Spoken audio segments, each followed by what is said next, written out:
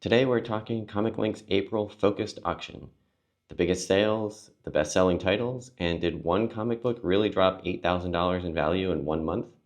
All that coming up right now. So in our last video, we talked about Comic Link's March focused auction, and today we're going to be talking about April. So the April auction started at the end of April and just wrapped up here in the middle of May. So it went on for a few weeks and just recently ended. So have all that data now. And if you didn't catch the last video, I'm actually going to be showing a few of the charts from that video as well, just to do a side-by-side comparison from April to March. So let's go ahead and start looking at those results.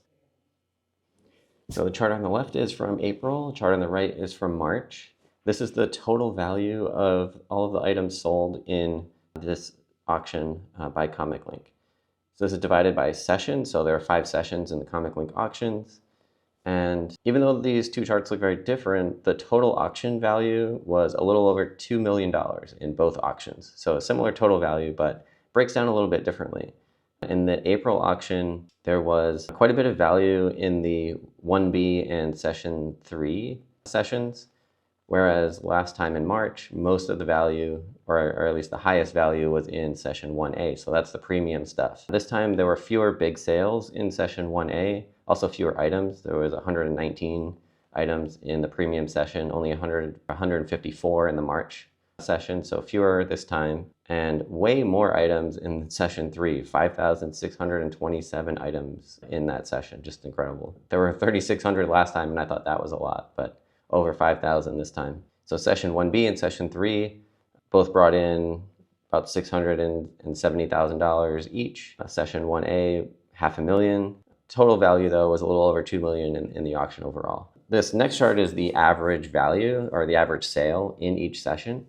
Right? So in April, this again shows that Session 1A was a little bit fewer, like big sales. So this was an average of 4,000 per sale for the Session 1A. Last time it was 5,400, so a big difference there. The other averages are pretty similar. So Session 1B and Session 2, $365 and $309. So that seems pretty consistent, like $350 for Session 1B and $300 for Session 2. And then Session 3 and 4, about a little over $100 per item average value in those sessions. Now looking at the sales by age, so grouping all of the data together from every session and then just dividing it out by Golden Age, Silver Age, Bronze, and Modern. A lot more modern books this time. Actually, a similar number of modern books compared to the last auction, but a higher percentage of books were modern. So there were fewer silver, fewer bronze, it looks like, and definitely fewer Golden Age books in this particular auction.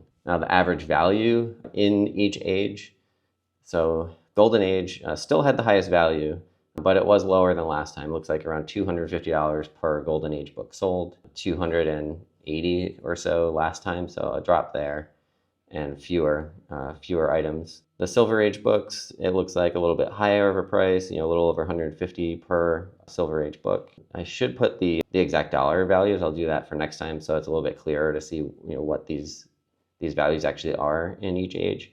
But around 125 per Bronze Age and around 100 for Modern. So each of these values are a little bit higher than last time. Now for the top sales in this auction, looking at the top 5, by top 5 I just mean like the by dollar value top sales in Modern, Bronze, Silver, and Golden Ages. So in the Modern Age, this time we saw a TMNT number 1. This was a 9.4 that sold for $21,750. There was an ASM 238. I assume this was a newsstand, although I didn't have that notated here. I will check that afterwards.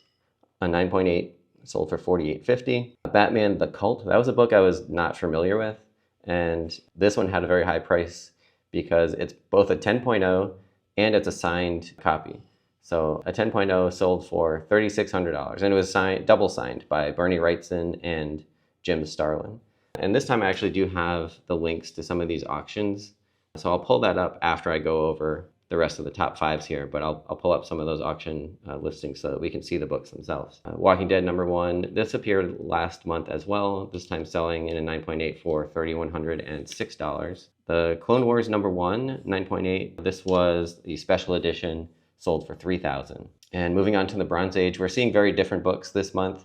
Last time there were a lot of marquee 9.8s. There are 9.8s here as well, but last time we saw the Hulk 181 9.8, Werewolf by Night 32, and number 1 9.8. This time we're seeing the more frequently, I would say, sold 9.8s. These are a little easier to find. The Giant Size X-Men number 1, the ASM 129 9.8s, we see them sell a little more regularly and not quite as high of a price as those sales that we saw last month. So the top selling books in the Bronze Age, a little bit lower value this time around.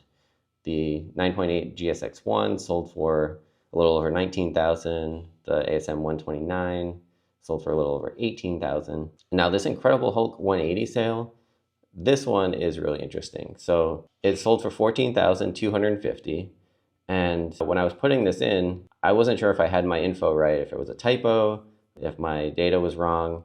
Last month, we had an Incredible Hulk 180 9.8 on the list. This was the only repeat from last month, but it sold for over $22,000. So I thought I must have had something wrong, but it turns out I didn't. It really was a sale last month for 180, Hulk 180 9.8 for over 22,000, and this time it sold for 14,250.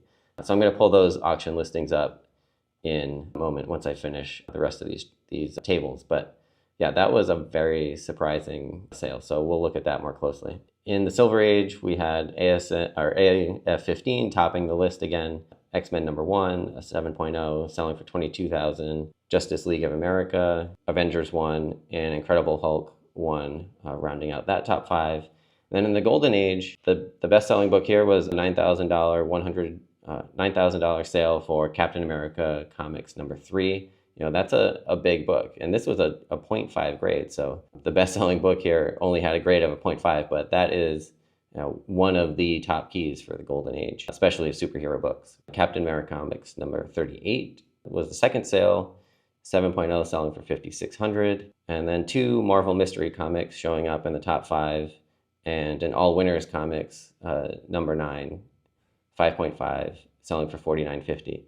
Now, these are a lot of Schomburg covers. Not surprising to see him in the top lists in the Golden Age. And this might be a clean sweep for Schomburg. I'm not sure, but those are probably all Schomburg covers, it looks like, based on the titles. Let's go ahead and pull up these auction listings just to look a little more deeply at these results. Okay, here's the first book I wanted to pull up, Batman the Cult number 1. This is the 10.0, single highest graded, so I guess there's only one 10.0, but the only one for sure that's signed, and double signed at that. So this is, I'm not usually a big signature books person. I don't really buy those that much myself, but this is a pretty good signature. I like the silver pen right on top of this black glove. It's a good look. This signature you really don't see much at all. So Jim Starlin and Bernie Wrightson both signing this book. I'm not going to zoom in on the corners and really evaluate whether it's a 10.0 or not. I'm not qualified to do that. You can take a look if you want, but it looks pretty sharp to me. I don't see any white edges, white corners. The spine looks good. So a dark book, probably very hard to get in high grade, and definitely hard to get in a 10.0. It looks good to me. The second book was Star Wars The Clone Wars number 1. I just pulled this up because I wanted to make sure that I had the right variant, that it was the special edition when I was looking at that high price sale, just to confirm. And it is. So this is a 9.8, white pages special edition. First appearance of Ahsoka Tano, 1 of 1,000. I didn't realize that, so I guess there's 1,000 copies of this particular book printed, and kind of a cool cover, an action cover. Not sure who the artist is. It's Dave Filoni cover, and not one that I've really paid attention to before, but interesting to see this one come up as one of the top 5 books in this auction. Now, the more interesting sale to me was this Hulk 180. So I found the listing from last month, or from last month is here. Last month, this 9.8 sold for $22,076. It is a 9.8. It's white pages. Looking at the book, don't really see any obvious flaws that stand out. Good quality, good wrap, corners look good. So yeah, definitely a good looking 9.8 there. And that sold March 25th. Now, the Hulk 180 from this month's auction is also a 9.8 white pages, so no difference there, selling for $14,250, just a little bit less than a month later, April 22nd. This one, the wrap is a little different. You can see, the white on the wrap here on this side. It's still pretty square though, maybe a little bit more white showing on the bottom than on the top. So, some people have preferences for how they like their wraps to look, but certainly shouldn't account for $8,000 in difference. This was a very weak sale and surprising.